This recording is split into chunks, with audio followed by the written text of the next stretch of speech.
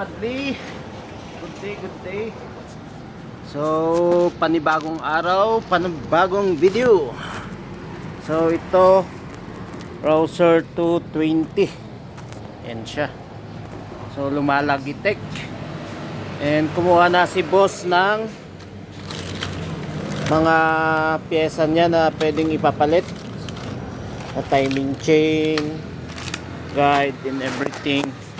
And so binaklas ko din, dinouble check ko, is wrong timing pala siya. Ayan, nakita nyo mga padli. Ayan, so naka-align siya sa timing, and dito is hindi siya naka-align doon. Ayan, malayo ng isang ngipin. Ayan mga padli, kaya pala lumalagitik yung makina niya. Ayan.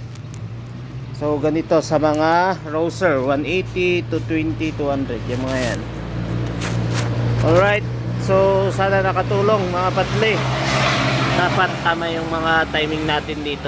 Pero papalit na natin kasi sayang naman yung mga binili ni Sir para sa kanyang motor. Yan. Alright.